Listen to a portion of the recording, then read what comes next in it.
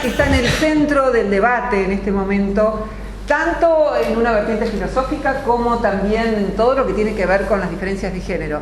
Voy a dejar la parte explícita en donde voy a explicar por qué esto forma parte de un debate para el final, con todas las divulgaciones éticas que esto va a tener, pero van a ir viendo cómo lo vamos a armar. En principio, el eje central va a ser la testosterona, que es una hormona, la hormona fundamental para la masculinidad, aunque también las mujeres tenemos testosterona. ¿Qué cosa es una hormona? Bueno, básicamente es una sustancia química que tiene que ver con la configuración de tejidos y de distintos órganos del cuerpo y que tiene particular interés para la sexualización. Es la principal hormona masculina, del mismo modo que los estrógenos son la principal hormona femenina. Entonces, aunque vamos a hablar de la testosterona, también afecta a las mujeres y vamos a ir viendo muy puntualmente cómo lo hace. En los primeros momentos de la gestación y en los primeros días de la gestación ya aparece un cuerpo con rasgos sexuales, ya aparecen los testículos, ya aparecen los ovarios y ya aparece testosterona. Ahora, el momento en el que empieza a liberarse verdaderamente la testosterona es en la 8ª semana de embarazo de la madre. Ahí los testículos del feto liberan testosterona, masculinizando el cerebro. Y en el caso de las que van a ser mujeres, los ovarios liberan testosterona también y también se va conformando el cerebro. El hecho de que no ocurra todo de una vez para muchos tiene que ver también con que las áreas del cerebro no son masculinizadas por igual. Y esto podría llegar a tener que ver también con cuestiones de orientación sexual, es decir, que no se masculiniza igual todo el cerebro. Hoy no nos vamos a concentrar en la temática trans, pero también está vinculada con esto. Otros momentos en donde la testosterona se libera con particular énfasis es después del nacimiento, después en los varones más o menos a los 6 meses de vida y después sí en la pubertad, porque la testosterona tiene que ver también con características sexuales secundarias. En la pubertad la voz se vuelve más grave, aparece más vello, aparecen los hombros más grandotes, aparecen un montón de rasgos secundarios que tiene la barba, la patilla, un montón de rasgos que tienen que ver con la masculinidad.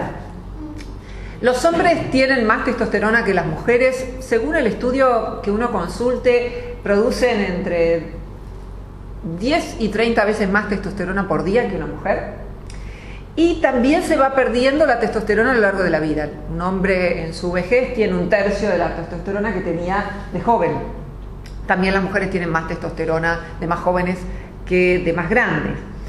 Lo que yo voy a ofrecer ahora es una gran teoría general de la cultura y una teoría general de las diferencias de género, sin la cual no es posible entender absolutamente nada de lo que tenga que ver con diferencias de género, que es uno de los problemas que yo le encuentro al feminismo, que no tiene una teoría general de lo que fue la evolución humana. Estoy hablando de términos evolutivos. Nosotros formamos parte del último segundo de la historia evolutiva humana. La mayor parte del tiempo aconteció en contextos de cazadores-recolectores y nuestro cerebro todavía tiene la configuración que se fue articulando por esa época. Entonces, esta teoría se llama teoría de la selección sexual y fue postulada por Darwin. No es la teoría de la selección natural, que es la otra teoría que postuló Darwin, en la que no me voy a detener hoy, sino la teoría de la selección sexual, que ya la postuló Darwin, cayó en el olvido durante 100 años, porque en la época victoriana decir que la mujer tenía un rol decisivo en la evolución de la especie era algo bastante raro. Entonces, por un lado cayó en el olvido por eso, pero también algunos creen que recién se encontró evidencia de la teoría de la selección sexual de Darwin mucho después. En realidad, a partir del paper que publica Robert Trivers en 1972, ya aparece bastante evidencia. ¿De qué estoy hablando? Hay algo que verdaderamente trastornaba a Darwin. Él veía que, por ejemplo, los pavos reales macho tenían un colorido espectacular, los habrán visto. Y él nos explicaba cómo, teniendo algo tan vistoso, no eran fácil presa de los predadores. Cosa que ocurría en efecto. Si uno ve una cosa toda colorida, dice, acá tengo mi fast food del día de hoy, dice el predador. Y Darwin decía literalmente que no podía dormir pensando qué explicación podía darse, porque la hembra no tiene ningún colorido. Es totalmente aburrida desde el punto de vista fotográfico. la hembra de la pava real, del pavo real. Pero el pavo real sí tiene un montón de colores. ¿Cuál es la explicación que se fue encontrando en distintas especies después? Y Darwin también la veía. La explicación tiene que ver con que en la mayor parte de las especies la que más invierte en la reproducción es la hembra. El macho tiene un huevo barato, un esperma tiene un montón, la hembra tiene menos huevos. Y entonces, porque gesta, porque da de mamar en muchas especies y porque es la que más cuida en la mayor parte de las especies vivas, la hembra es la que invierte más y por tanto es la más selectiva, sobre todo para sexo. Si estamos hablando de seres humanos, estamos hablando de que la hembra es más selectiva para sexo rápido. Lo podemos comprobar incluso acá. Si pedimos a los señores, no lo voy a hacer, levanten la mano lo que tendrían hoy sexo con cualquier persona, y pregunto a las señoritas o a las señoras, probablemente la cifra sea distinta, pero sin hacer esto, este estudio ya se hizo con poblaciones muy numerosas, se hizo en todo el mundo, y los varones tienen más deseo sexual, más fantasía sexual, ven más porno, tendrían más parejas sexuales, etcétera, etcétera. Esto tiene que ver también con la testosterona de lo que estamos hablando hoy. Entonces, al ser más selectiva la hembra, porque tiene menos huevos, porque invierte más, los machos tienen distintas estrategias para aparearse en la naturaleza. Una sí puede ser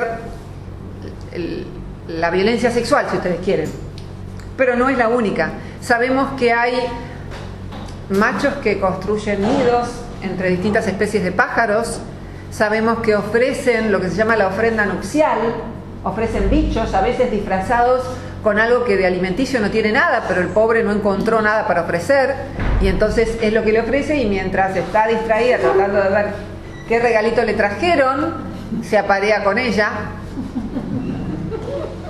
Una humana se daría cuenta en el restaurante que la cosa no ha sido una oferta muy sustanciosa, pero en la naturaleza las cosas ocurren con distintas estrategias. Y los seres humanos también tenemos distintas estrategias de relaciones a corto plazo, a largo plazo y otras más que han sido puntualizadas.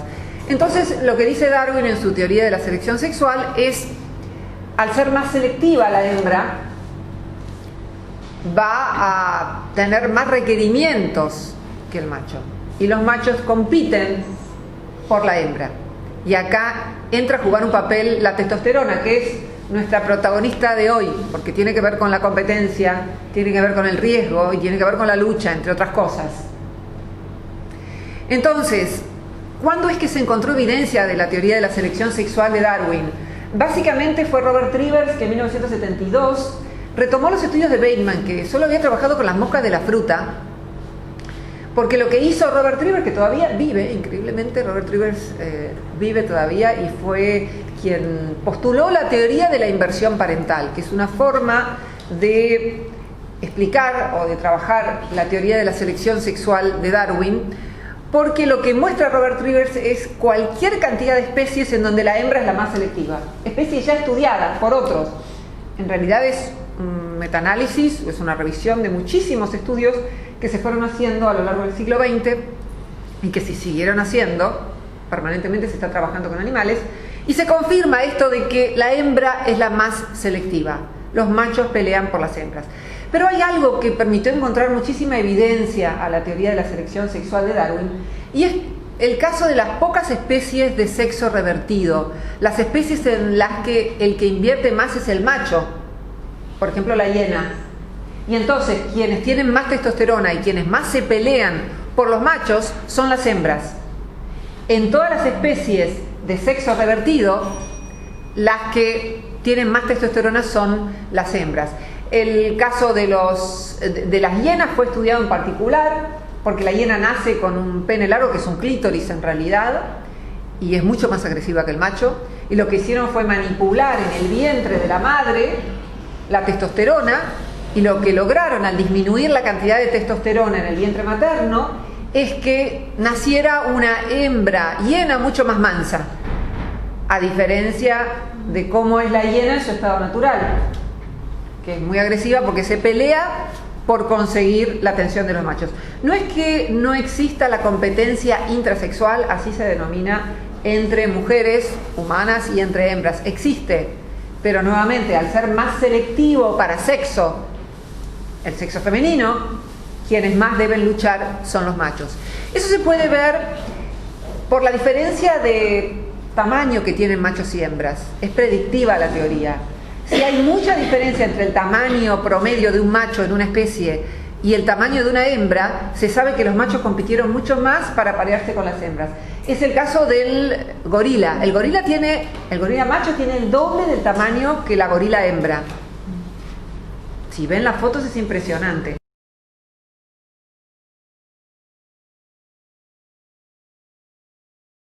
El varón en promedio es un poco más grandote, pero no es el doble de grandote que nosotras. Esto significa que hubo competencia intrasexual, pero no tanto, probablemente, por lo menos no tanto física, y que hoy a la mayoría de las mujeres les gusten los hombres más altos que ella, grandotes de caja y con más edad también, tiene que ver con este rol en el que los machos competían y si eran fuertes conseguían tener muchas hembras. Tengo una sección en Twitter, en nuestra cuenta Feminiciencia, que es sí, también somos animales, o algo así se llama, porque no nos gusta pensar que somos animales, pero somos un tipo de primate y tenemos mucho en común con especialmente nuestros parientes más cercanos, que son el bonobo y el chimpancé, pero también con muchos otros primates y con muchos otros animales.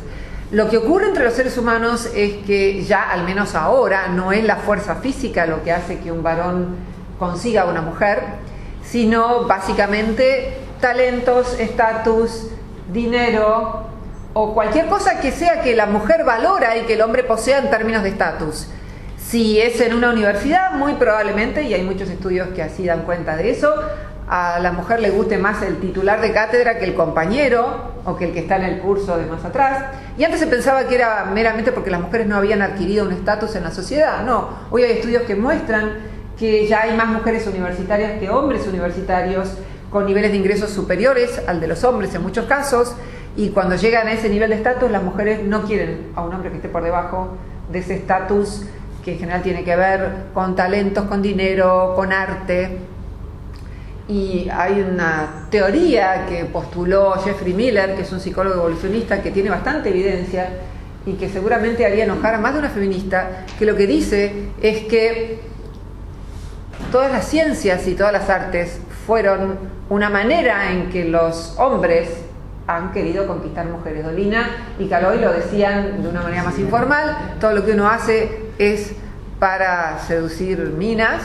Bueno, si uno toma la teoría de la selección de Darwin y si uno ve que fundamentalmente en la historia de la cultura quienes han hecho la ciencia y quienes han hecho las artes son varones, no puede menos que ver un resabio de eso. Es más, si hoy ustedes ven qué cantidad de músicos e instrumentistas varones hay, aún en mi generación, yo tuve mi infancia en los 60, en los 70, y ya nosotras nos decían que podíamos hacer lo que queríamos.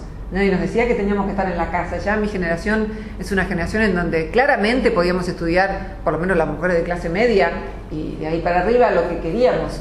Sin embargo, aún en esta generación y aún en los más jóvenes hay muchos más varones instrumentistas, y también entre los pájaros. Las pájaras hembras suelen elegir al pájaro que conoce más melodías, que sabe decir, cantar más melodías. O sea, hay muchas cosas que reconocen una continuidad entre los animales y nosotros. Entonces, evidencias para la teoría de la selección sexual de Darwin, que lo que dice es las hembras son más selectivas, los machos compiten por las hembras. Por un lado, las especies de sexo revertido. Es una teoría predictiva. En ciencia, poder predecir es algo muy importante. Y se puede predecir si el más selectivo es el macho, que el macho va a ser el que va a invertir más, porque se queda con el huevo, porque cuida el nido, porque invierte más tiempo y más energía en la crianza de la nueva generación. En general lo que predomina es lo que ocurre en el ser humano. La que más invierte es la hembra, por tanto testosterona suele tener el sexo masculino, que es el que compite por acceder a las hembras. Una parte importante de esta evidencia tiene que ver con que el sexo no es como el oxígeno, en el sentido de que el oxígeno es algo al alcance de todos, sexo no es algo al alcance de todos en cualquier momento que lo quieran. El oxígeno sí. Entonces, algo que se pudo saber con el estudio del ADN, que nos permite saber qué componente genético tenemos, es que nosotros no descendemos del 50% de las mujeres y del 50% de los varones, que es lo que uno diría intuitivamente. ¿Alguien quiere arriesgar de qué porcentaje de varones y de qué porcentaje de mujeres descendemos? No alguien que ya lo sepa porque viene este café filosófico, porque alguna vez lo he dicho. 20-80. No entiendo lo que... 20-80, él tomó lo de Pareto, sí. Bueno, no está tan lejos. Por lo que se sabe hasta ahora, todos nosotros, los seres humanos, descendemos de aproximadamente un 53% de mujeres y de un 33% de varones. Pero esto es así no solo entre los humanos, sino también en cualquier... Los que faltan no se apareaban, los que faltan no tenían relaciones sexuales, los que faltan tenían que estar a la sombra del macho alfa, del macho con estatus, que era el que tenía acceso a todas las mujeres. En el caso de las especies polígamas es el chimpancé, que tiene un montón de mujeres, igual que vaya a ver que un macho de menor estatus tiene una relación sexual con una de sus mujeres. Con estudios de ADN. Con estudios de ADN. Pero además se llega también con estudios antropológicos. Se llega de muchas vías distintas. Un estudio que se hizo en Mongolia llegó a la conclusión que buena parte de la población actual desciende del emperador que tuvo, no sé, 1000 esposas.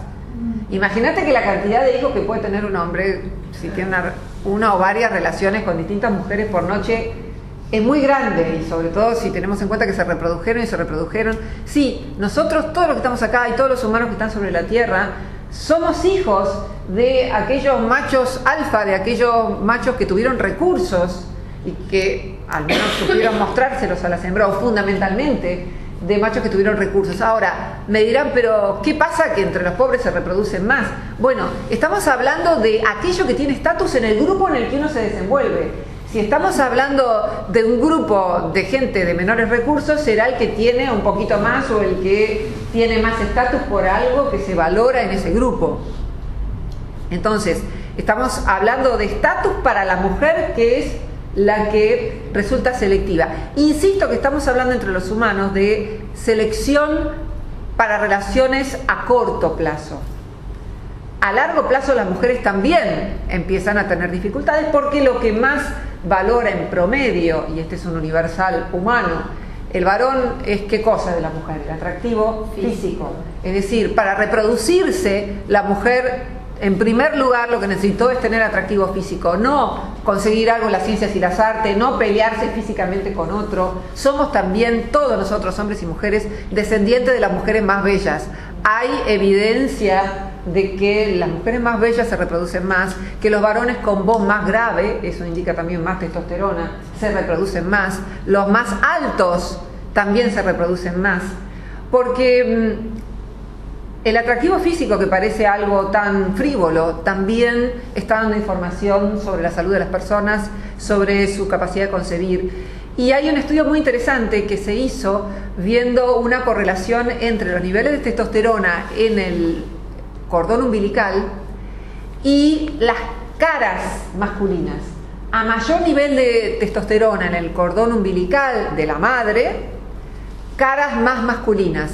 Y lo que vieron es que a las mujeres les atraen en general las caras más masculinas, pero no tan masculinas, por lo que el nivel de testosterona sea tan alto que la dominancia de ese varón sea excesiva, con lo cual eso genera conductas muy antisociales. Lo vamos a ver ahora en detalle. Entonces lo que vieron es que las mujeres, por supuesto sin ser conscientes de esto, van eligiendo caras masculinas, es decir, con mucha testosterona, porque eso tiene que ver con buenos genes, con salud. Buenos niveles de testosterona implican buenos niveles de salud, y de salud reproductiva en particular, pero no tan macho, no con cara tan de Charles Bronson como para que me tenga dominada por completo.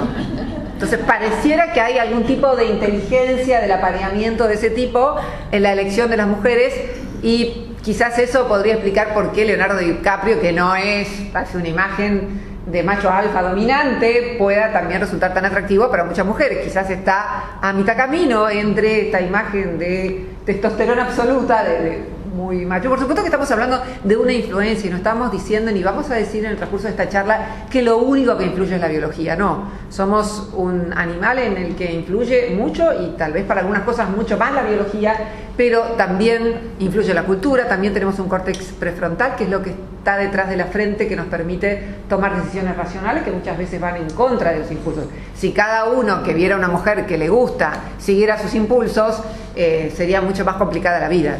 No somos solo impulsos que provienen de la biología.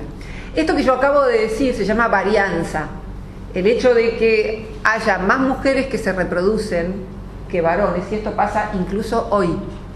Esto pasa entre caballos, entre todas las especies en donde la hembra es más selectiva e invierte más en la siguiente reproducción, los varones se reproducen menos. Hablemos de caballos, hablemos de perros. ¿Por qué? Porque la hembra es más selectiva. Esto se llama varianza. Por ejemplo, algo que vieron estudiando a los Yanomami en Venezuela es que el hombre que mata más es el que se reproduce más, el más atractivo. Porque para esa cultura, probablemente el que mata es el que más puede proteger a la mujer y proteger a la cría también.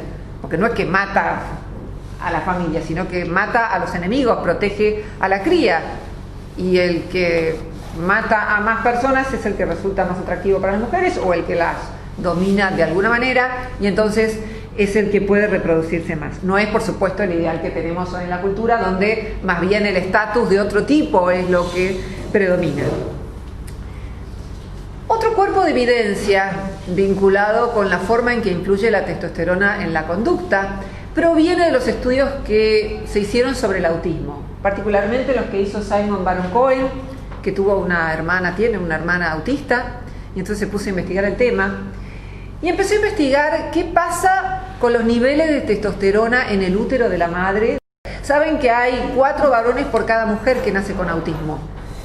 El autismo es un trastorno en donde hay menores habilidades sociales en general y en donde hay también un particular talento a menudo para reconocer patrones, para fijarse en algo muy chiquitito y ver cuál puede ser la causa y cuál puede ser la consecuencia de algo que tal vez otro no pudo ver porque él está hilando muy fino en el análisis racional que hace de algo. Estos estudios sobre el autismo, que son muchos, lo que lograron ver es que hay una correlación. A mayor nivel de testosterona en el útero materno, más rasgos masculinos, y en el caso extremo se da el caso del autismo. Por eso Baron-Cohen tiene 2 teorías centrales para entender estos temas.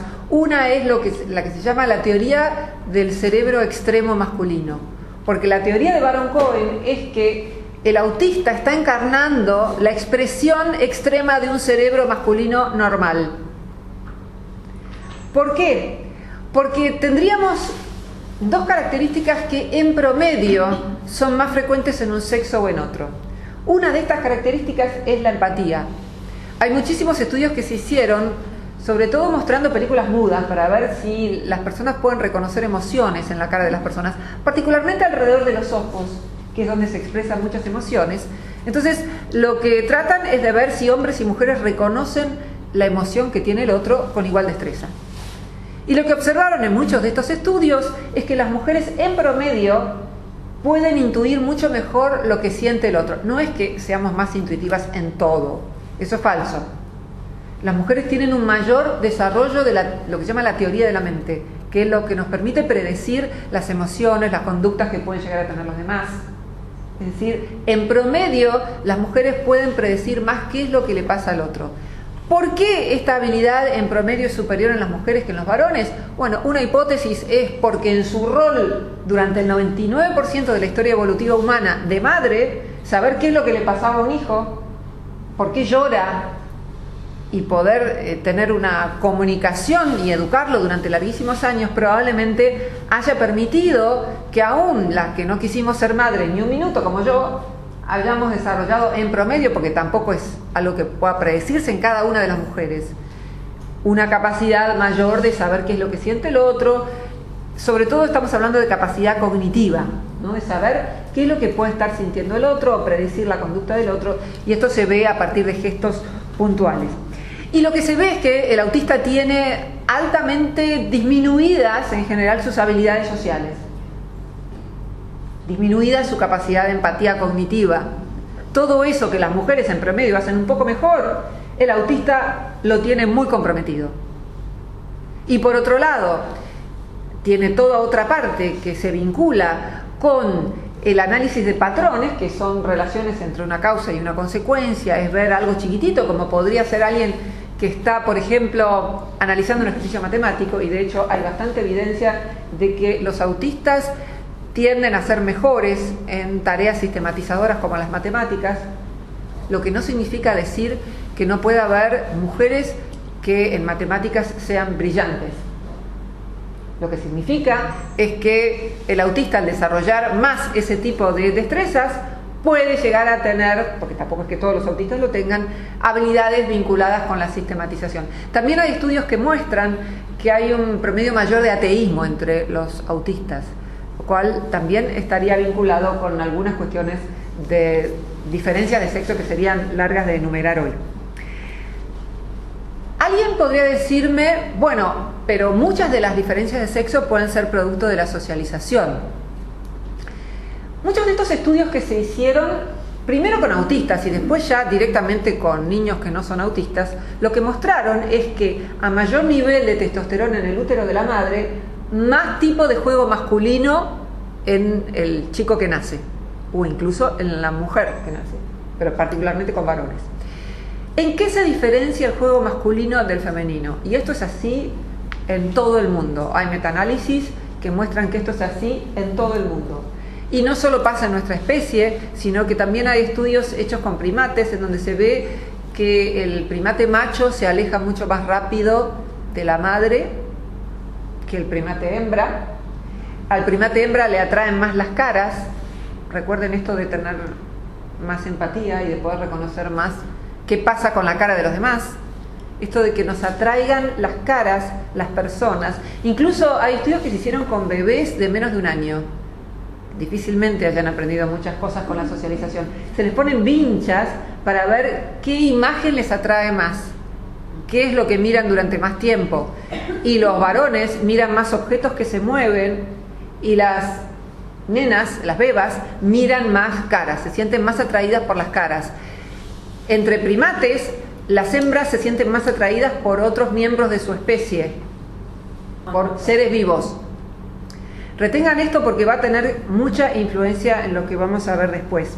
¿Qué tiene que ver el movimiento, la atracción del movimiento por parte de los bebés, con el juego masculino? Vamos a volver sobre esto en un rato. Si algo caracteriza el juego masculino es que es más violento. Los machos de todas estas especies de las que venimos hablando, porque no es solo algo que ocurre entre los seres humanos, tienen más testosterona. Recuerden lo de competir por las hembras. Desde muy chicos tienen juegos más violentos. Los niños humanos tienen juegos más violentos y se sienten más atraídos por objetos que se mueven, pelotas, camioncitos, autitos. ¿Había autitos y camioncitos entre cazadores y recolectores? No, evidentemente no. Pero sí había algo que tenía que ver con el desplazamiento en el espacio. Y es que para cazar, y hay grupos de primates que salen a cazar en grupo, hay que recorrer grandes distancias. En el 99% de la historia de nuestra especie han sido los cazadores los que han recorrido grandes distancias para ir a cazar, y las mujeres se han quedado cuidando a los niños y han tenido más relación con personas que con la distancia. Entonces, aquí vemos otra diferencia importante de la que dan cuenta muchísimos estudios científicos. Mujeres con mayor interés por seres vivos, personas, animales, plantas. Durante el 99% de la historia evolutiva humana, lo que hicieron las mujeres, además de criar hijos, fue recolectar frutos y semillas. Hay estudios que muestran que en promedio las mujeres reconocen mejor las plantas. Fíjense quiénes son las que más están arreglando plantas y flores. Si van al Palacio de las Flores y de las Plantas, van a encontrar muchísimas más mujeres que hombres.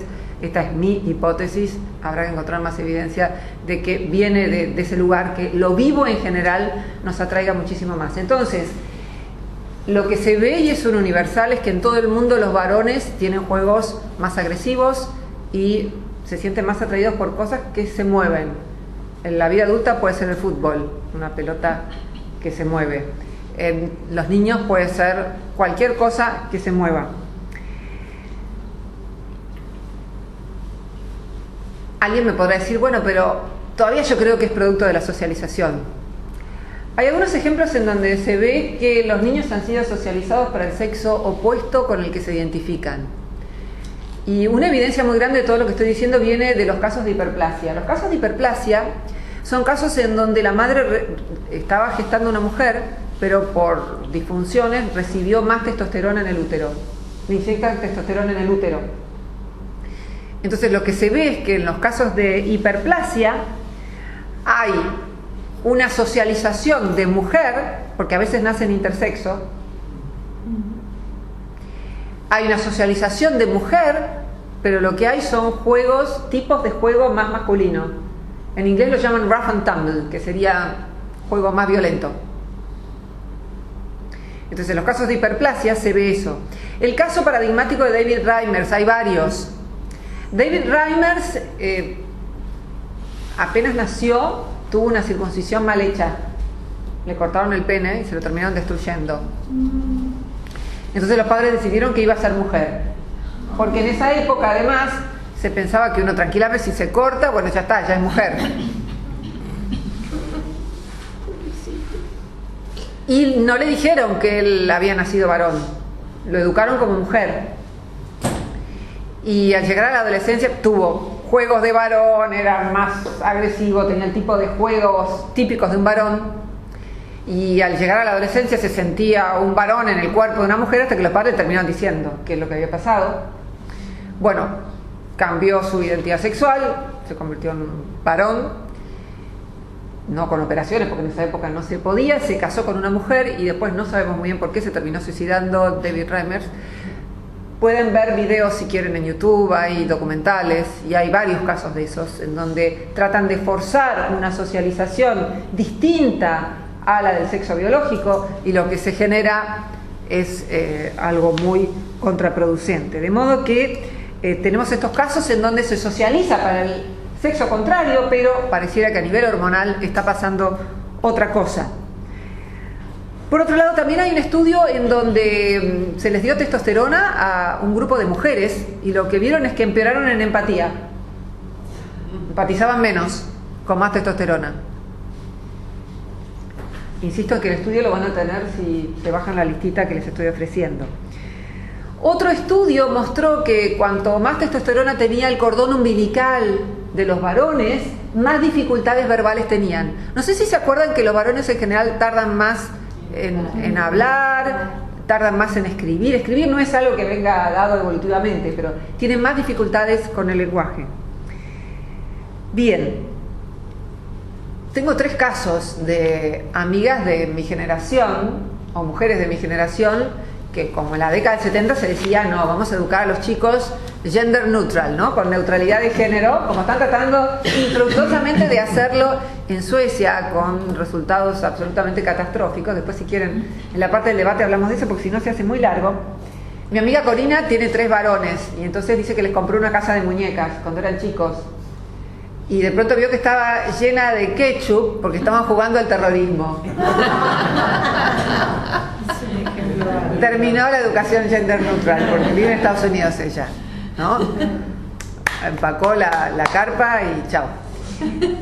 Otro ejemplo que me dejaron en mi lista en inglés, Femini Science, dice que después de criar a varios hijos se dio cuenta que un ogro entre las chicas es un ogro bueno que viene a tomar té con galletas. Y Heidi, en manos de los chicos, es un monstruo que baja de los Alpes para atacar y asolar toda la ciudad. También una sexóloga que se llama Luan Brizendine, que también fue socializada en la misma época que yo, dice que ella también se propuso darle una educación neutral a su hijo, y entonces le compró una muñeca que tenía unas piernas muy largas, y él le rompió las muñecas y las usaba como proyectiles, las piernas y las usaba como proyectiles.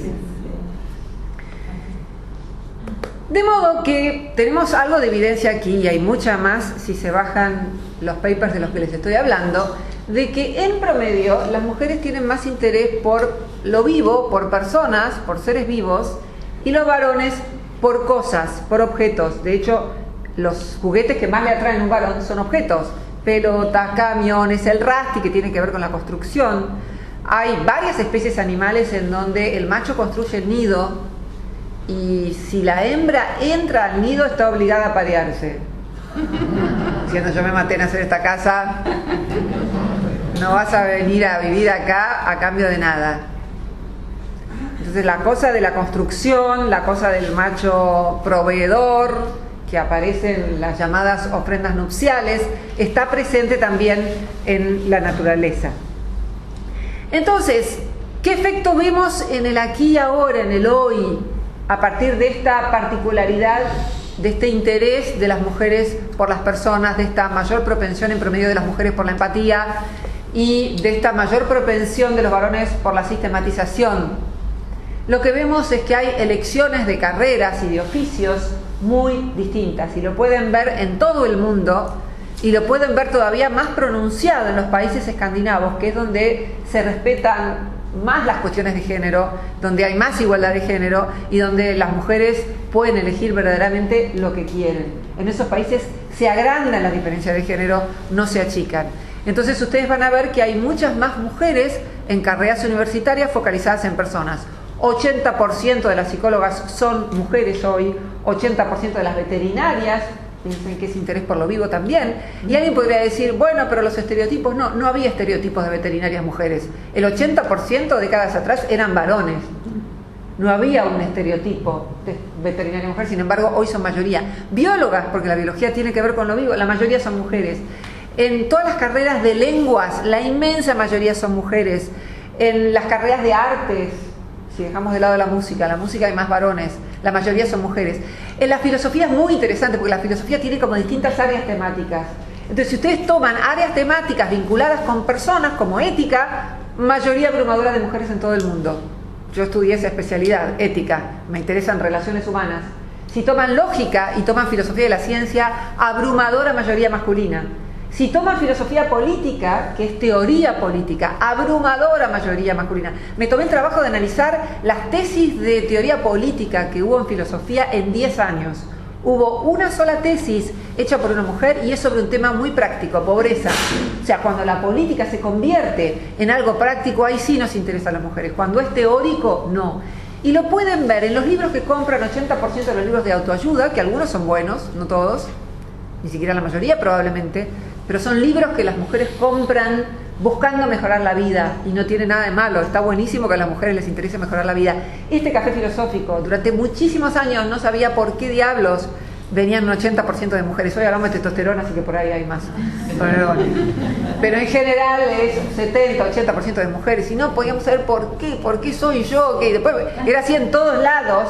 Y es porque acá hablamos de cuestiones que tienen que ver con la vida cotidiana, y cuando hago un tema que es más teórico y más... Estoy hablando yo sola con poca gente, digamos. No sola nunca, por suerte pasó, pero somos menos, digamos. ¿Qué pasa con las carreras llamadas STEM? Porque tienen que ver con lo técnico. Ahí hay superabundancia de hombres en todo el mundo. Estoy hablando de todas las ingenierías, estoy hablando de ciencias de la computación, estoy hablando de física, estoy hablando de matemáticas, estoy hablando de las carreras técnicas.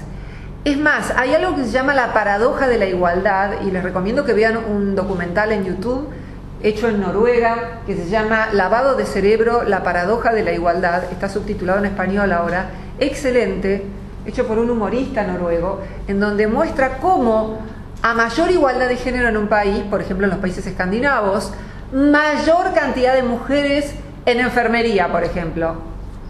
La docencia, infinidad de mujeres, mayoría abrumadora femenina, en todo lo que es una extensión de la tarea de cuidado. Esto vuelve locas a las feministas, porque lo que ellas escuchan, por más que uno está diciendo, no estás obligada, querés hacer algo por tu género, inscribite en ingeniería y listo. Lo que ellas escuchan cuando nadie está diciendo eso es: vos tenés que recluirte en el hogar de nuevo, cuando ya ningún hombre, o por lo menos no digo ninguno, pero ya hay estudios que muestran que los hombres no quieren una mujer que de lo único que pueda hablar es de niños y de la vida doméstica. Más bien lo que se ve es que muchísimas mujeres que son profesionales, a la hora de ser madres, y la mayoría quieren ser madres, en casos de poder elegir, como es la situación de los países escandinavos, prefieren priorizar el cuidado de los hijos durante los largos años que requiere la criatura humana hasta ser autónoma, antes que la carrera, o tener distribuidos los roles. Mientras que, recuerden nuevamente que si los varones tienen que competir por las mujeres y por estatus, se vuelven mucho más competitivos también en las carreras. Y esto, en parte, explicaría también por qué hay muchos más varones en cargos directivos. Fíjense que el varón que tiene más estatus accede a mujeres con mayor valor de apareamiento. Yo sé que el término es muy feo así dicho, porque parece que fuéramos un objeto de mercado, pero es el término que se utiliza para teorizar sobre estos temas: personas con mayor o menor valor de apareamiento. Cuando los hombres adquieren mayor estatus, tienen acceso a mujeres más bonitas, con mayor valor de apareamiento, con mujeres más jóvenes también, mayor cantidad de mujeres. No digo todos, no digo que a todos les interese eso, estamos hablando de promedios. Entonces, tenemos un metaanálisis que hizo un investigador que se llama Su, en el 2009, hecho con 500.000 de personas. Las mujeres tienen más interés en promedio por personas y por lo vivo, y los varones más por objetos y cosas. Esto no solo ocurre a nivel profesional. Si tomamos los oficios, es mucho más probable hoy que un taxista o cualquier persona que está al frente de un servicio de transporte sea varón. Recuerden lo de desplazamiento en el espacio, antes que mujeres, y que cajeras, secretarias y otros oficios que implican estar en contacto con personas sean mayoritariamente ocupados por mujeres. Las mujeres, cuando eligen más estar en contacto social con el otro. No estamos diciendo, insisto, que deba ser así, estamos diciendo que es lo que prefieren en promedio las mujeres. También hay un estudio que salió este año en donde Baron Cohen tomó los niveles de testosterona de hombres y mujeres. Hay distintas maneras de conocer los niveles de testosterona que no sean in útero, que es más complejo, ¿no? Porque además ya fuimos paridos. Si ustedes quieren saber ahora sus niveles de testosterona, les sugiero que tomen su manito y vean. Los niveles de testosterona se ven por el dedo índice, que es el segundo, y el cuarto, que es el anular. En general, en los varones, el anular es más largo que el índice, y esto indica que tienen más testosterona. Todos mirándose la mano. Y la mujer suele tener el dedo índice más largo que el anular, significa que no tenemos tanta testosterona como los varones.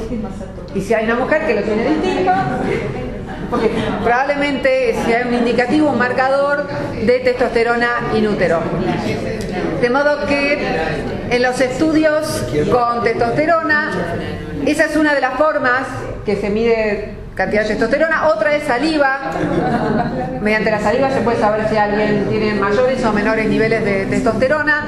También mediante un análisis de sangre se sabe. Entonces, lo que hizo Baron Cohen básicamente fue tomar niveles de testosterona en mujeres y hombres que siguen carreras técnicas: ingeniería, ciencias de la computación, matemática, física. En general no hay más de 20% de mujeres. En los países en donde la economía no va tan bien, hay más mujeres, porque saben que ahí pueden hacer plata. Y además, en cosas que tienen que ver más bien con trato con personas y un trabajo que no es tan teórico y tan abstracto como contadoras, ahí hay mayoría de mujeres. Si ustedes ven ciencias económicas, contadoras, hay muchísimas mujeres. Pero fíjense que el trabajo de contador es un trabajo de mucho contacto con el público. No es economista, que más bien está haciendo teoría. Es más, esto nos trae algunas noticias buenas. Yo que sé, que las mujeres sean empáticas, me parece una buena noticia. Que los hombres no tanto, no es una buena noticia. Que las mujeres estén menos interesadas en la teoría, a mí no me parece una buena noticia. Me parece que tiene una serie de consecuencias, más creencia en pseudociencias. Ese es uno de los temas que trabajo en particular y del que no vamos a hablar hoy. Y si ustedes entran a las listas de Twitter, que son altamente teóricas, van a ver una abrumadora mayoría masculina. Si entran a las listas de escepticismo, que es una corriente de pensamiento que trata de criticar a las pseudociencias, de promover la racionalidad en términos de que haya evidencias teóricas para aquello que se fundamenta, el 70-80% son varones. Los conté, fueron las 3 listas de escepticismo que hay en español y tomé la de inglés también. Mayoría de varones. Creo que acá la biología cumple un rol y si lo negamos no podemos saber si queremos que esto siga así o no.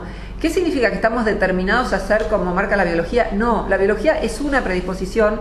Probablemente no podamos nunca hacer que una persona un hombre que le atrae muchísimo a las mujeres, de pronto no le atraiga más. Eso me parece muy difícil. Las mujeres en su orientación sexual son más flexibles, al parecer.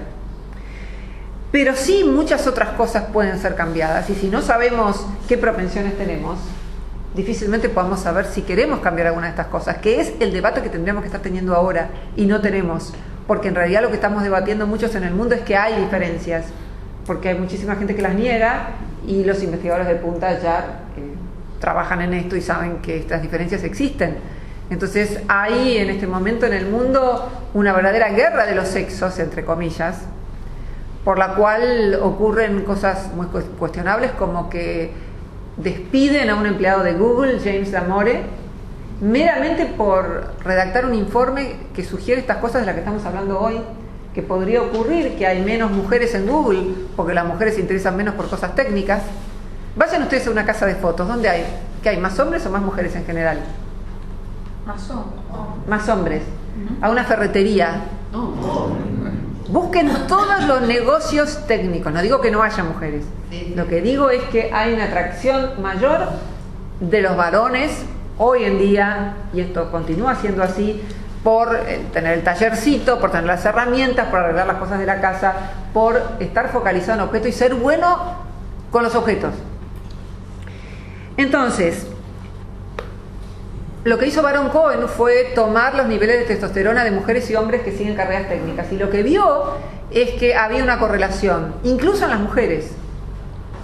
Los que estudian carreras técnicas tienen más niveles de testosterona en el estudio de Baron Cohen que los que estudiamos humanidades. Pero dentro mismo de las carreras técnicas, los varones tienen un poco más de testosterona que las mujeres. Hablemos del tema sexo, excitación sexual. Ya esto es bastante conocido, que la testosterona tiene que ver con el deseo sexual. Hay un estudio que se hizo en todo el mundo, el más grande que hay, que hicieron David Bass y David Schmidt, mostrando que los hombres en promedio tienen más deseo sexual, más fantasías sexuales, más fantasías de diversidad con muchas mujeres. Recuerdan lo que decíamos antes, el esperma puede fecundar a muchísimas mujeres, y somos descendientes de aquellos hombres que han podido reproducirse.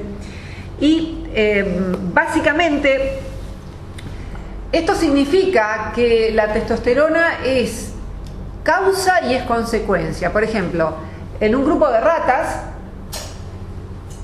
aíslan a la rata macho y ponen una hembra delante, y lo que le ocurre al macho cuando ponen la hembra delante es que le sube los niveles de testosterona. Si un pibe está haciendo piruetas en skate, hay otro estudio que se hizo, y son piruetas peligrosas, y aparecen chicas lindas que lo ven hacer esas piruetas, empieza a hacer piruetas más peligrosas. Y esto es algo con lo que los varones tendrían que tener cuidado. Les permite asumir riesgos adecuados, pero también riesgos muy inadecuados. Saben que todos los años se entregan los premios Darwin. El premio Darwin se entrega al varón que no tuvo hijos y que tuvo una muerte muy estúpida. Se llama así porque no se van a reproducir sus genes estúpidos. Y siempre es un varón el que lo gana y tiene una muerte muy estúpida. Les menciono el caso que yo recuerdo, el cura uruguayo que para hacer beneficencia se tiró en un globo atravesando el Río de la Plata y por supuesto se murió con los globos en el Río de la Plata. ¿Ustedes se imaginan una mujer tirada en globo? No digo que sea imposible, pero nos imaginamos menos siempre el premio Darwin lo gana un varón con muertes estúpidas. Por ejemplo, el tipo que inventó ese aparato por el cual podés desplazarte caminando, sin caminar, perdón, es como una plataforma con ruedas. Bueno, no me acuerdo si el que lo inventó o el fabricante se murió arriba de ese aparato, que cuando yo lo vi me dio pánico. Porque imagínate, te cruzas por la calle y uno que va así, lo usan para turismo, para que los turistas no tengan que caminar. Y el tipo se cayó de un barranco, no sé, se mató. Pero también tiene que ver con que los varones en promedio van menos al médico, se cuidan menos la salud, hay más alcoholismo masculino, juegan más por dinero. También hay más héroes varones y esto probablemente tenga que ver con sus niveles de testosterona y con los niveles de riesgo, en este caso heroico.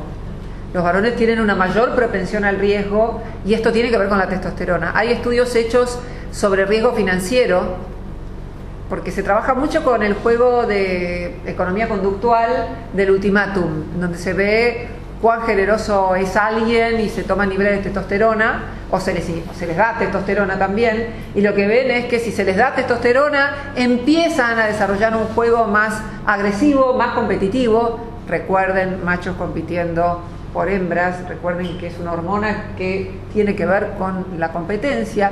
Me decía una bióloga que se llama Marta Iglesias Julios, y neurocientífica, que aunque tiene que ver con la competencia, cuando se inyecta testosterona a un varón también puede cooperar con otros varones para competir con otros varones y que su estatus se eleve. O sea, es una forma indirecta de competir, hacerlo con otros. Entonces, se sabe también que las personas con altos niveles de testosterona no solo eligen más carreras técnicas, sino que también eligen más carreras de riesgo vinculadas a las finanzas. Asumen más riesgos económicos, tienen más posibilidad de ir a la bancarrota, probablemente de hacer mucho dinero, porque también la pueden pegar por eso. O sea que si tuviera que decirles algo a los hombres aquí presentes, diría: el hecho de tener una mayor carga de testosterona también hace que haya una mayor propensión al riesgo, más los jóvenes que los más grandes. Recuerden que decíamos que a lo largo de la vida se va perdiendo testosterona, que los hombres mayores tienen 3 veces menos testosterona. Bien. Hay también bastante evidencia de que los varones que están en pareja están más insatisfechos con el sexo que reciben que las mujeres. De esto habla Rui Baumeister en su libro Hay algo que los varones hagamos bien. Está en inglés, ¿no? Se llama así. Hay bastante evidencia de que, claro, si hay una disparidad a la hora de formar pareja, digamos que esto puede llegar a ser un problema. Y él lo que dice es que nunca se le reconoce al varón, que en promedio, en general, la mayoría no están satisfechos con la cantidad. Bueno, de hecho son más infieles en todo el mundo y probablemente tenga que ver también con eso. Hay un estudio que hicieron tomando los niveles de testosterona y preguntándoles a las personas si tenían fantasías o si querían ser infieles, y correlacionaban. Ahora, una buena noticia es que cuando el varón se enamora, cuando forma pareja, luego, son 2 cosas distintas que estoy marcando, y cuando tiene hijos, bajan sus niveles de testosterona. Mientras que cuando la mujer se enamora, suben sus niveles de testosterona. ¿Cómo podemos explicar esto? La hipótesis más consensuada respecto a los hombres, la de la mujer les voy a decir cuál es la mía, porque no la leí en ningún lugar, pero me parece que es bastante plausible. La de los varones sí, es compartida por los investigadores que trabajan este tema. Y es que sería una estrategia de la naturaleza para que el varón ya no vaya con tantas, sino vaya esparciendo su esperma por ahí y tenga un grado de apego por la mujer y luego por la crianza de los hijos. Cuando un hombre tiene hijos, bajan sus niveles de testosterona. En todas las especies en las que las crías no nacen autónomas, hay un sistema de apego que nosotros llamamos enamoramiento, pero que existe entre muchísimos animales, que dura hasta que la cría es autónoma. Yo hice un videíto de animación que se llama ¿Por qué nos enamoramos? Ponen ¿Por qué nos enamoramos? y Roxana Kramer y les va a aparecer. Trata sobre esto. Entonces, no somos el único animal que se enamora, entre comillas. Hay sistemas de apego entre pájaros. Hay muy pocos animales monógamos. Y monógamo y fiel, Poquísimos. Poquísimos. Se discute si el ser humano es por naturaleza polígamo o monógamo. No están de acuerdo todavía los investigadores. Hay incluso una conferencia muy larga, como de 2 horas, que están los máximos expertos en el tema en el mundo. Están David Bass, está Marty Hasselton, está Sapolsky, Robert Sapolsky, y algunos tienen la hipótesis de que más bien la estrategia que predominó en nuestra especie en el pasado, no están diciendo cómo tenemos que ser ahora, están diciendo que la estrategia, y yo me inclinaría a decir que ha sido básicamente una especie monógama. Monógama no significa fiel necesariamente, estoy hablando de la historia de nuestra especie.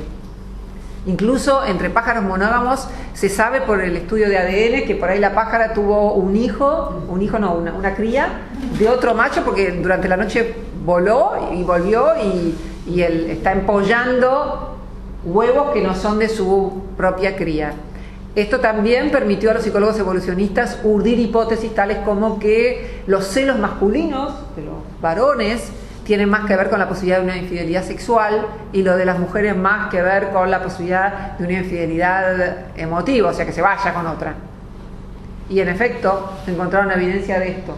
Porque hasta hace poco tiempo, que pudimos saber mediante el análisis del ADN quién es hijo de quién, la maternidad era algo seguro, la paternidad incierta. Entre animales, y lo que hace un animal cuando se genera este sistema de apego es, al menos por un tiempo, dedicar una inversión, trae alimentos, cuida, y lo mismo un padre humano. ¿Qué significa? Que está invirtiendo en un hijo que no es el suyo. Y hay una teoría que se llama teoría de selección del parentesco, King Selection Theory, que lo que muestra es que tiende a haber más cooperación con las personas con las que compartimos más genes, ¿no? No es que esto esté necesariamente bien, pero ha sido así como hemos evolucionado. De modo que esta es la hipótesis de por qué baja la testosterona en los varones que se enamoran, que tienen hijos, que forman pareja. ¿Por qué sube en la mujer? Tomen lo mío meramente como una hipótesis, como algo especulativo. Creo yo que más bien lo que favorece que suba la testosterona en una mujer que se enamora es que se aparee seguido, ¿no? Se genera un sistema de apego, se aparea seguido y se nivelan más los deseos, porque si en promedio el varón está más arriba que la mujer y la mujer está más abajo, él baja un poco, ella sube un poco y estamos, por lo menos por un tiempo, más. Estamos hablando de promedio, después habrá que ver, ¿no? Los individuos, no podemos predecir nada con certeza, ni excluir para un trabajo, ni absolutamente nada sobre individuos a partir de su adscripción a grupos. También hay estudios que muestran que cuando los hombres que valoran los autos caros se suben en un auto caro, les sube la testosterona. Claro, no les pasaría en Holanda o en Bélgica, donde lo prestigioso es tener bicicleta. Supongo que ahí se suben una buena bicicleta, les sube la testosterona. Subirse, estar en una situación de estatus. Trabajaron también mucho con deportistas. Hay 2 tipos de hombres que clásicamente y para el sentido común y para las evidencias han tenido mucho éxito con las mujeres, y son los deportistas y los músicos. Muchos hombres envidian la cantidad de mujeres que tienen los deportistas y los músicos, y han hecho estudios con testosterona de hombres, de deportistas, y lo que ven es que cuando se pierde el partido baja los niveles de testosterona, salvo que a la persona que perdió el partido le den ganas de la revancha. Entonces ahí empiezan a subir sus niveles de testosterona, que es como si se preparara el cuerpo para competir. Y lo que han observado es que cuando ganan el partido, durante 2 horas tienen los niveles de testosterona altos los varones. Después vuelve a su nivel. Y lo que no dije respecto al enamoramiento es que tomaron una serie de parejas que estaban enamoradas hace no más de 6 meses, que a los 2 años los niveles de testosterona de los que están en pareja son, no sé por qué te reís, ya adivinabas lo que iba a decir, son iguales a los solteros, digamos, no están ahí arriba. Pero tengo una mala noticia para los que idealizan el enamoramiento: los niveles de cortisol, que es la hormona del estrés, suben altamente durante el enamoramiento, y por eso hay una maldición gitana que dice ojalá te enamores, porque se sabe que la persona no va a poder estar ocupándose de sus asuntos cotidianos, que va a estar focalizada todo el tiempo pensando en lo mismo, que eso implica nervios y que hay gente que de pronto quiere vivir tranquila. Aprovecho para recomendar una película de Stephen Frears que se llamaba Alta Fidelidad, donde planteaba este tema, ¿no? No es que dice que hay que ser fiel, sino que planteaba cómo el estado de enamoramiento conlleva un estado de estrés importante. Hay un primatólogo que se llama Frans de Waal, que tiene un texto, tiene varios libros, recomiendo los libros de Frans de Waal, han sido traducidos muchos de ellos al español, este no, y leo un fragmentito. Dice: el estatus primero fue la fuerza física, pero entre humanos es tener amigos poderosos, es tener aliados y es tener parentesco, tener estatus. Se exageran los poderes para obtener beneficios, y esto no pasa solo en las personas que mienten que viajaron a Europa, mienten que tienen relaciones sexuales, mienten que están relacionados y que conocen a gente famosa. Tiene un nombre eso, name dropping, dejar caer nombres, ¿no? Que uno está relacionado con gente influyente o que uno tiene gente que lo quiere. También los animales exageran. El macho alfa, el primate, camina como haciéndose el más grande, dice Frans de Waal.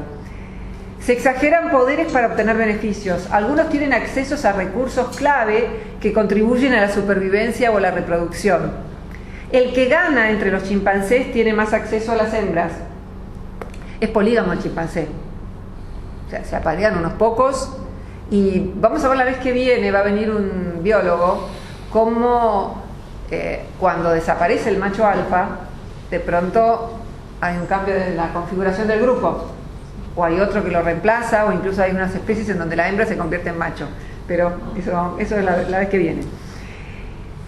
El estatus de un chimpancé se ve por el número de saludos de sumisión de los demás. ¿Les suena? Los machos dominantes caminan erectos para parecer más grandes. Los demás, los que no son el macho alfa, los saludan agachando el cuerpo. A veces les traen regalos como una hoja o un palo y se los dan besándole los pies o el cuello. El dominante se hace físicamente más grande en respuesta cuando recibe esos regalos.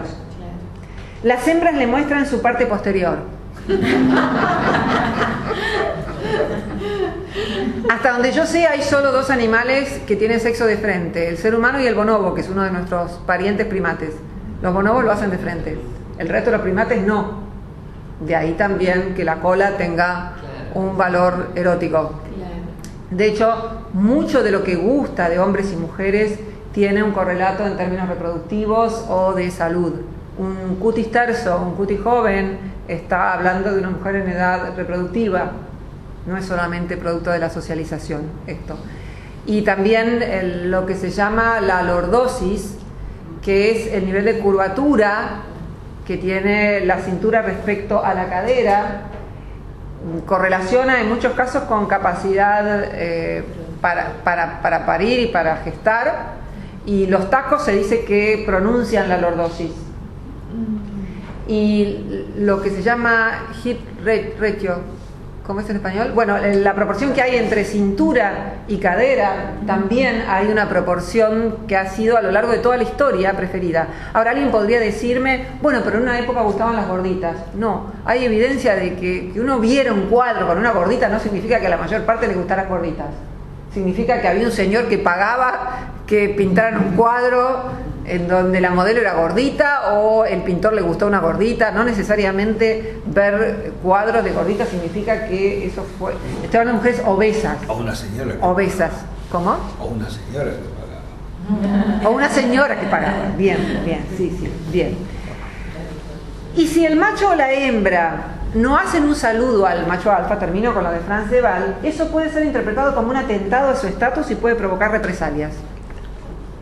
No, que no es solo respetar el estatus, sino que también el no respetarlo puede traer represalias.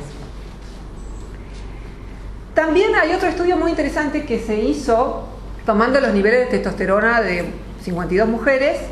Nuevamente, o le sacan sangre, o ven testosterona en saliva, o a veces con los marcadores en los dedos, y les tomaron un test de autorreporte de dominancia. Vieron cuán dominantes eran esas mujeres. A mayor nivel de testosterona, mayor dominancia, nuevamente. La evidencia es muy grande en muchísimos terrenos. También lo que vieron en los estudios que hicieron sobre riesgo financiero es que cuando recibían testosterona se volvían un 27% menos generosos, porque el juego del ultimátum consiste en que te dan dinero y vos podés repartirlo con el otro de la manera en que quieras. Si el otro acepta, cada uno se queda con el dinero, pero el otro puede rechazar que vos te quedes con más dinero y le des menos. Y entonces pierden los dos. Está diseñado como para estudiar cuán generosas pueden ser las personas. Y lo que ven es que cuando reciben testosterona son 27% menos generosos y castigan más a los que no son generosos con ellos. Con más testosterona. ¿Qué pasa con las emociones? En general, si la testosterona es muy baja, hay más depresión. Hay algunos elementos comunes con los estrógenos, que es la hormona que tenemos en mayor proporción las mujeres. Porque un estrógeno muy bajo también es depresión. Cuando se da Prozac, que es un remedio en contra de la depresión, eso tiene testosterona al parecer y suben los niveles de testosterona, al menos por lo que leí con el tema del Prozac. Otras dos habilidades que mejoran con la testosterona, vimos que empeoran las habilidades sociales, empeoran la empatía, pero mejoran las habilidades visoespaciales. Recuerdan que decíamos que los cazadores recolectores tenían que recorrer grandes distancias, que en promedio los varones se orientan mejor en el espacio. Esto tiene que ver también con la elección de carreras técnicas.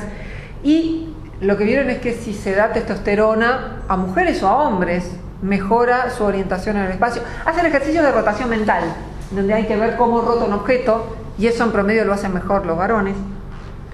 También hicieron un estudio en donde midieron niveles de testosterona en 623 estudiantes y les dieron el Cognitive Reflection Test, que es un test en donde para dar la respuesta correcta uno tiene que responder no intuitivamente, sino pensar un rato más, porque pareciera que la respuesta correcta es la intuitiva, pero no es. Y lo que veían es que a mayores niveles de testosterona, mayores respuestas correctas, allí donde había que usar el procesamiento lento, más racional y menos intuitivo. Hay una hipótesis del desajuste, mismatch o algo así, hipótesis, en donde en un experimento pusieron a hombres con bajos niveles de testosterona en situaciones de estatus y se generó mucho más nerviosismo. Y hicieron lo contrario con hombres con altos niveles de testosterona en posiciones de muy bajo estatus. Y también se generaron altos niveles de intranquilidad, de nerviosismo. Esto de lo que estaría hablando es de una inadecuación de los niveles de testosterona con la situación de competencia o con la situación de estatus que vive una persona. Algo que me olvidé decir y que trae bastante evidencia con el tema de la orientación sexual es que hay cierta evidencia que los niveles de testosterona en útero podrían tener que ver con la orientación sexual, con la elección sexual. Por ejemplo, hay un estudio que se hizo donde surgió bastante evidencia de que cada hijo varón menor de una mujer tiene 47% más de posibilidades de sentirse atraído de grande por otros varones. Y esto tiene que ver con que en el útero la mujer produce muchísima testosterona y el cuerpo desarrolla mecanismos para moderar la testosterona. Entonces ese hermano menor recibe menos testosterona. Y probablemente, o existe una mayor probabilidad, no es que no me digan yo soy hermano segundo y me atraen las mujeres, ¿no? Significa que se den todos los casos, significa que hay una mayor probabilidad porque suele generarse una superabundancia de testosterona y en el útero se genera una moderación de esto. Hay bastante evidencia de que la cuestión biológica puede jugar un papel importante en la homosexualidad masculina sobre todo. La femenina también hay cierta evidencia, pero diría que hay menos evidencia y es más flexible. Digamos, hay más casos de bisexualidad, hasta donde yo sé, en mujeres y más casos de flexibilidad que en el caso de varones. No vamos a meter mucho en ese tema, pero también está vinculado con niveles de testosterona en útero. De modo que cuestiones que tienen que ver con la genética y con los niveles hormonales en útero también afectan este tema. ¿Tiene que ver con la violación la testosterona? No hay evidencia, ni que sí ni que no. ¿Por qué? Porque influyen muchos otros factores en realidad. Si alguien puede sacar la equivocada conclusión de aquí, de que estamos condenados a algo, no estamos condenados a nada porque la biología es una propensión muy fuerte en algunos casos, pero tenemos también otras propensiones, tenemos la educación, tenemos un córtex prefrontal, insisto, que es la parte racional del cerebro que nos permite no seguir meramente nuestros impulsos. Tampoco significa que estemos bajo control de lo que hacemos 100%, no estoy diciendo eso. Más bien hay bastante evidencia de que lo que vemos es la punta del iceberg. Pero, aún así, digamos que no hay mucha evidencia de que la violencia sexual tenga que ver con niveles de testosterona. Y hay bastante evidencia de que tiene que ver con desigualdad social, que está asociada también a que haya menos hombres con recursos.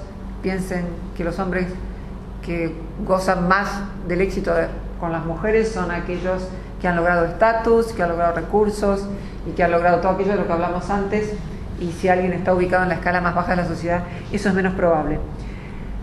Algo que sorprendió mucho cuando lo envié a las redes sociales, y es que cuando un hombre engorda mucho, se incrementan sus niveles de hormonas femeninas, de estrógenos.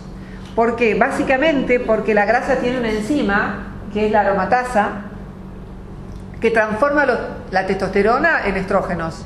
Entonces, un varón muy obeso empieza a tener mamas, se empieza a ensanchar su cadera, empieza a tener menos vello y tiene menos deseo sexual, en promedio. No me digan, yo soy obeso. En promedio. Esto puede ser una buena razón para que algunos...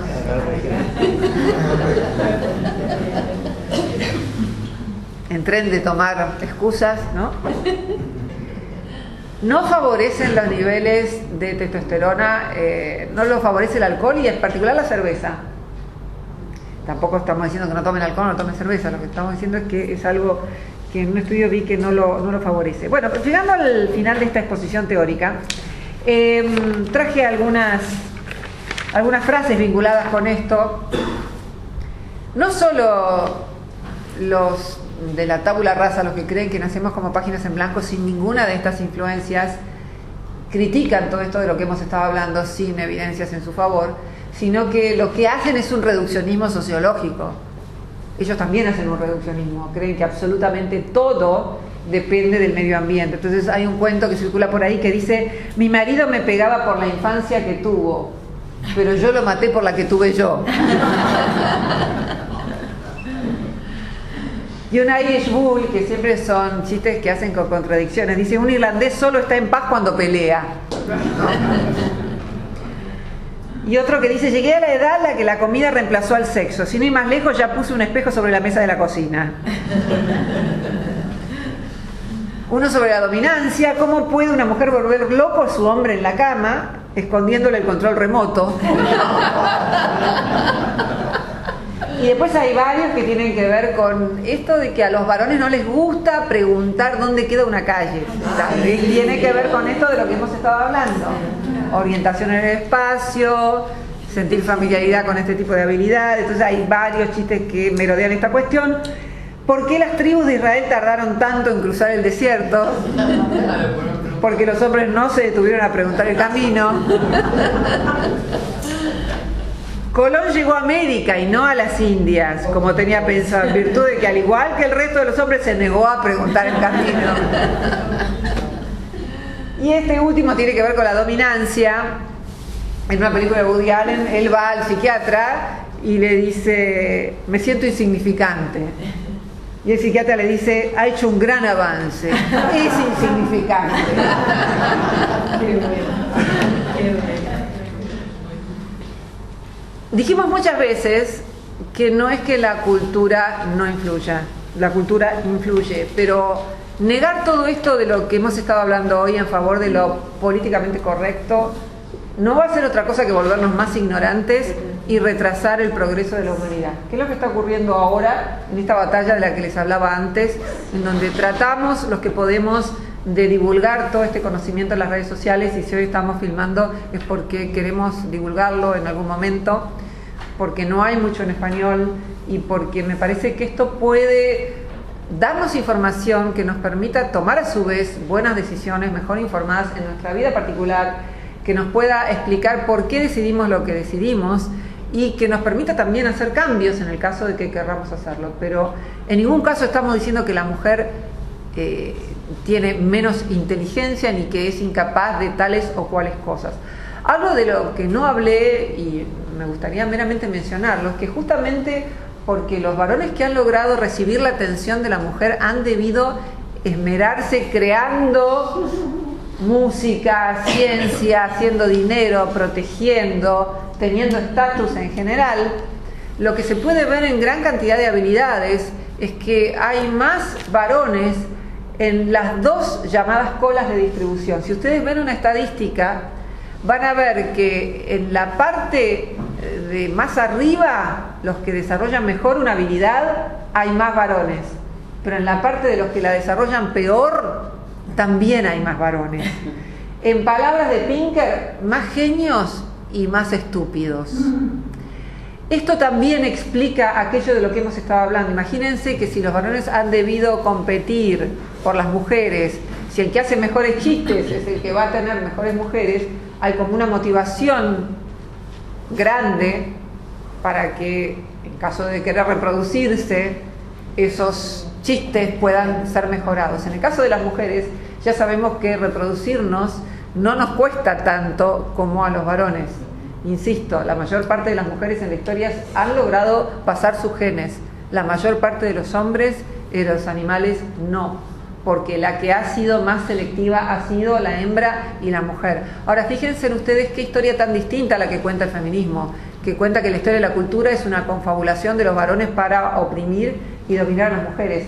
Si la vemos desde la perspectiva de Jeffrey Miller y de lo que hemos estado hablando hoy, esto no niega que en efecto haya habido situaciones muy opresivas para la mujer. De hecho, las hubo y las hay todavía en algunas culturas. Yo no creo que vivamos en un patriarcado en Occidente, sí creo que todavía faltan resolver cuestiones puntuales tanto para mujeres como para varones, pero si lo vemos desde esta perspectiva, visto como la lucha de los varones para conquistar mujeres mediante el estatus o mediante distintas cosas que los pusieran en una situación dominante, y para eso también contribuyó la testosterona, lo que vemos es que justamente aquellos que han llegado a la cima han sido los que han podido reproducirse, y todos nosotros somos descendientes de ellos. No significa que fueran Einstein necesariamente, pero significa que lograron ser aquellos machos que concitaron la atención de la hembra. Entonces, cuanto mejor informados estemos respecto a estas cosas, encontraremos más respuestas a temas de por qué hay menos mujeres en cargos jerárquicos. No digo que sea la única explicación, pero es una de las explicaciones. Otra es que se ocupan de otras cosas como la crianza de los hijos, entonces prefieren tener la vida más repartida y prefieren no dedicarse solo a trabajar. Es mucho más común encontrar una obsesión por el trabajo en los varones y que la identidad del varón pase por ese lugar justamente porque para reproducirse y porque hay una estrategia de la naturaleza que los mueve a adquirir estatus de esa manera y no a las mujeres. Entonces, esto de lo que hemos estado hablando hoy nos permite tener una teoría general sobre la cultura, poder entender en términos generales. Y si a alguien le queda duda, cosa que me parecería perfectamente normal, porque sé que mucho de lo que he dicho hoy es contraintuitivo, hay muchos estudios que han encontrado evidencia y que siguen encontrando evidencia en favor de esta hipótesis, y ninguno de los que trabajamos en esto tenemos duda de que en 50 años esto va a ser tema del pasado. Ya va a estar consensuado que hay influencias biológicas y que la evolución no llega hasta el cuello. O sea, ¿por qué vamos a tener un dimorfismo sexual hasta el cuello? Y la psicología humana no es producto de millones y millones de años de evolución. Somos exactamente iguales. Entonces, este es un problema del feminismo por el cual yerra buena parte de sus diagnósticos. Cree que el camino de la mujer es convertirse en un varón y que su vida sea solo el trabajo. Entonces, si hay mujeres que eligen tener intereses, pero quedarse en casa con los hijos, porque eso también es un trabajo, entonces algunas lo consideran que es un retraso. Entonces, esto trae mucha tela filosófica para debatir muchísimos temas anclados en la ética. Por eso, si alguien creyó que esto tenía que ver solo con la biología, no es así. Esto nos lleva a infinidad de temas para pensar la sociedad y para tratar de mejorar la sociedad. Así que me gustaría ahora, si tienen objeciones, preguntas, comentarios, pido perdón porque me extendí más, pero Sí, hablando de los futbolistas o de los deportistas, vos dijiste que cuando le dan ganas de revancha le sube la testosterona. Eso implicaría un eje del cerebro a la cantidad de testosterona en sangre, que no sé cuál es, si es el estrés. Sí. O sea, ¿por qué va a tener más testosterona si desea? O sea, si piensa, si le gusta, Sí. o sea, ¿cómo se relaciona? Sí. Sí, yo no te puedo dar la respuesta biológica, por ahí tenemos médicos acá en la sala, te la pueden dar. Lo que yo te puedo decir es que en el momento en que un hombre perdió, en general le baja la testosterona. Si le sube es porque quiere volver a la batalla, porque la testosterona está asociada con el desafío, con asumir un desafío y un riesgo, con la competencia, con la lucha. Por eso lo que hace un niño al jugar violento es ensayar esa lucha que nos viene de otros animales y que después se va a convertir en una lucha, si ustedes quieren, simbólica o una lucha de otro tipo, ya no, por suerte, tanto cuerpo a cuerpo, ¿no? Es una de las grandes conquistas de la cultura. Pero la testosterona sobre todo lo que hace es producir una conducta, pero también es resultado de una conducta, no es solo la causa, insisto en eso. Es causa y es consecuencia también, sube los niveles de testosterona ante determinadas situaciones. Bueno, primero felicitarte porque la clase fue realmente una clase maravillosa. Yo soy médica, hice neurociencias y investigué sobre diferencia de géneros y realmente fue brillante y doy fe que todo lo que dijiste es así. Varias cositas que me parecía interesante decir. Es fundamental que establezcamos un puente entre hombres y mujeres y que dejemos de pelearnos. Tenemos que buscar la forma de llevarnos bien porque ambos queremos vivir en pareja, necesitamos continuar con la descendencia y se me ocurren algunas cositas desde el punto de vista médico que aprendí en la maestría con Mogileski, que es endocrinólogo de Favaloro, de la Universidad de Favaloro, que decía, con respecto a la homosexualidad, por ejemplo, no se sabe a ciencia cierta, hablando con sexólogos, con endocrinólogos, cuál es la causa, pero sí se tiende a la teoría biologicista cada vez más de la tendencia intraútero de la formación hacia el homosexual. Después otra cosa interesante del cerebro masculino y femenino, la mujer tiene el cuerpo calloso, que es la unión del hemisferio derecho con el izquierdo, con más terminaciones neuronales. Y es una de las razones por las cuales hay más interconectividad entre lo que llamas intuición, ¿no? Inteligencia y emoción. La mujer hace más malabarismos. También entre ellos se puede creer que puede ser porque el cuerpo calloso es mayor y el hombre desarrolla más el hemisferio izquierdo. Y otra cosa interesante es que los chicos inyectados con testosterona para el descenso de los testículos a los 3 años ya más o menos tiene que estar, entre los 2 y 3 años tienen que estar descendidos los testículos. Cuando no es eso, no pasa eso, antes de operarlos se hace una prueba con testosterona, todavía se sigue haciendo.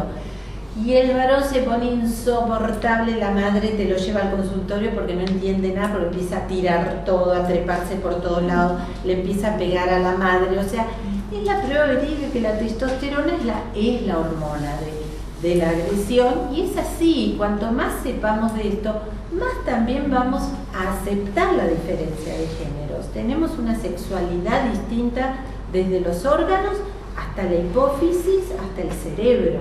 Así que esto hay que aceptarlo. Yo también soy médica, no en neurociencia, por eso explicaste cosas que, fantástico. Una cosa que hay, se llama el eje hipotálamo-hipofisario. Digamos, el hipotálamo, que está en la base del cerebro, comunica directamente con la hipófisis, que es la que gobierna también todo las hormonas dentro del cuerpo. Y ahí de pronto podría estar esta respuesta de por qué cuando va a ir a la lucha le aumenta la testosterona, digamos, como que su pensamiento, voy a la lucha, le hace aumentar la testosterona. ¿Qué pasa con las mujeres que tienen alto nivel, estatus social, económico, lo que sea, y que no tiene el incentivo del varón, que eso ya no le llama la atención porque ya lo tiene. Son viudas. Son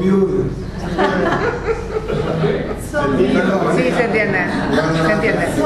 Sí, ¿Qué le atrae de otro? preguntó qué le atrae de otro a una mujer que tiene un alto estatus.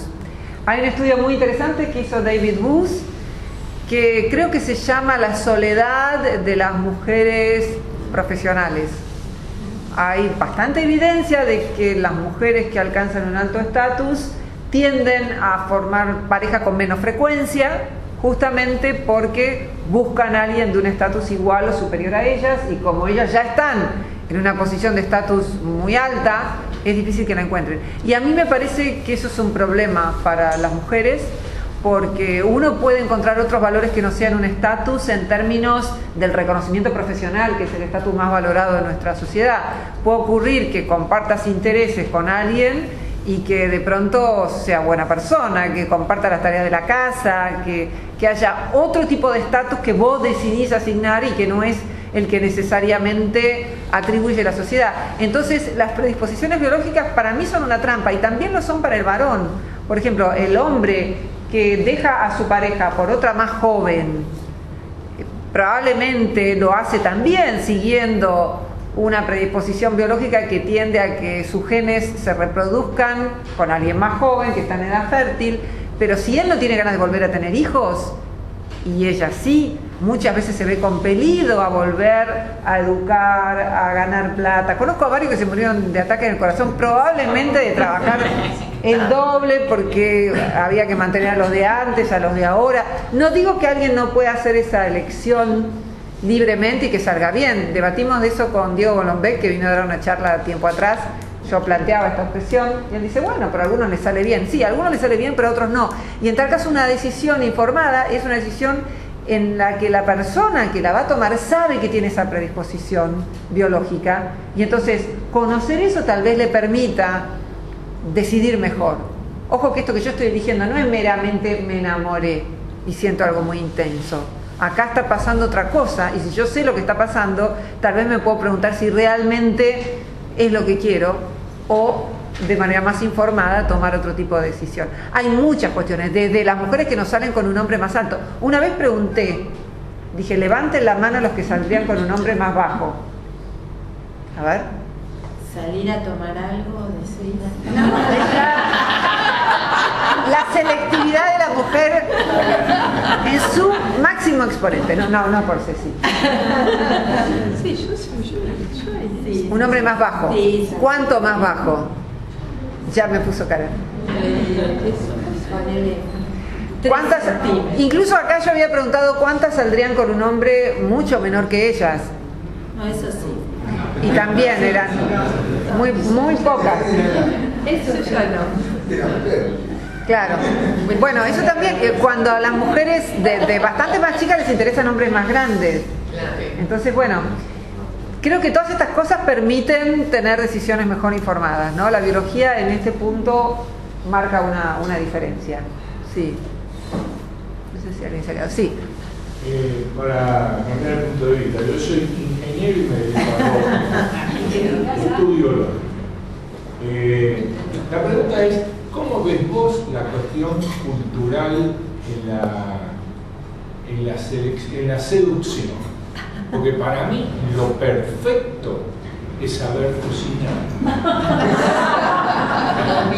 Nada me da mejor resultado. A vos como varón. Yo sé cocinar. Ah. Lógico, ingeniero de una empresa de 2000 empleados no sirve. It doesn't work. En cambio, la medicina te hago un guisito. Para hacerlo bien. Tomen nota. Portantini, que es un buen ejemplo, salió con un amigo mío que tenía 324 niveles abajo de ella, no sabía cocinar. Sí, porque además la cuestión ética es importante para las mujeres. Entonces me parece que el cocinar tiene un montón de cosas por detrás. No sé si sería equivalente que una mujer diga yo cambio cueritos y entonces los tipos mueren por ello. No la veo. No la veo como equivalente. Ahora lo cambio por No. Pero en cambio la cocina me parece que muestra que un hombre no tiene estereotipos muy fijos de género, que te parece si no hablé de los estereotipos, pero hay trabajos de Yusim que muestran que los estereotipos en general son más el resultado que la causa.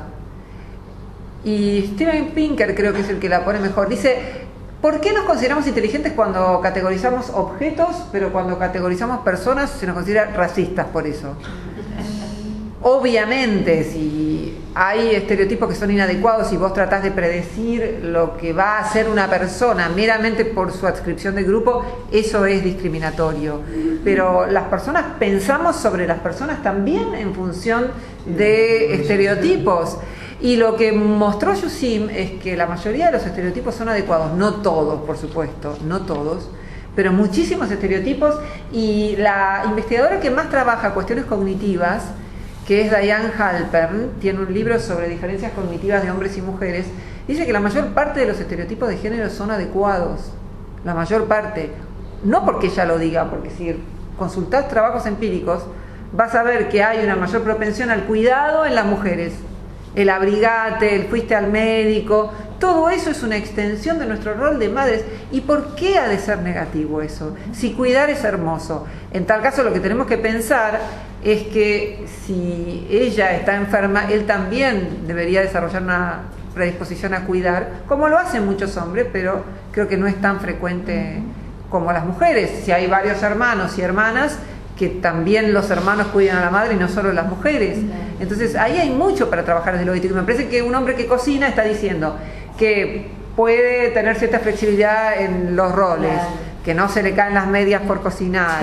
Además, comer es rico para cualquiera. Lo que más le gusta a la gente, a la mayor parte de las personas, el placer máximo no es el sexo, es comer. Lo que pasa es que dura poco, el sexo también. Dura poco, no te buscas placeres que duren un poco más. Estamos en problemas, pero bueno, sí, cocinar tiene, me parece, una carga que no es solo sensual, sino que tiene una carga ética, me da la impresión. No sé. Juana Manuela Gorriti tiene un manual de cocina y ella dice que las mujeres tenemos que caer en la cuenta de que los hombres no nos van a elegir por nuestras virtudes éticas. Eso no es verdad para relaciones a largo plazo, sí les importa. Pero que sí, la cuestión de cocinar es algo que les importa, entonces ella quiere mejorar la posibilidad de las mujeres seducir, entonces bueno, enseña. Al fin y al cabo, que es igual que mi abuela. A mi hermana le decía, sí, si vos querés conquistar al hombre, aprende a cocinar. Aprende a cocinar. Bueno, sí, hoy hay otras Sí, formas claro. también, ¿no? Pero bueno, hay un antiguo proverbio alemán que dice que el amor de los hombres pasa por el estómago. claro. También un poco en Claro. ese mismo sentido, es muy antiguo, pero bueno. ¿Cómo es en como alemán? A ver, decilo. Männerliebe geht durch den Magen. Con un texto y un par de coplas que traje. No hay que cantar, no. Tampoco voy a cantar yo, no te preocupes. Dice así, somos el resultado de una larga cadena de ancestros que experimentaron lujuria y algunos de ellos también experimentaron amor. Para que cada uno de nosotros esté vivo, nuestros ancestros fueron exitosos durante 600 millones de años de historia. Hay más que la supervivencia de los más aptos, se ha generado también la reproducción de los más creativos. El pájaro que sabe más melodías atrae a la hembra, imita el canto de otros y hasta genera cuadros con flores. Las habilidades más atractivas son las aparentemente más inútiles, el arte, la creación. Todos estamos equipados para resultar atractivos porque hemos heredado la posibilidad de ser creativos en el arte, en la música, en el lenguaje, con el sentido del humor, entre otras destrezas. Debemos tener una profunda comprensión de los beneficios y de los horrores de la testosterona. Solo así podremos mejorar el mundo. Y esa comprensión proviene, además, con la curiosidad, que para Thomas Hobbes era la lujuria de la mente. Y termino con dos coplas. Una es sobre el estatus. Dice: tan arriba te levantas que al cielo quieres llegar, las estrellas se han de reír del golpe que te vas a dar. Y la última, que me la acuerdo de memoria, me tengo que acordar de la primera estrofa, dice: ayer pasé por tu casa, 3 golpes le di al candado, tú no sirves para amores, tienes el sueño pesado. Gracias a todos por haber venido.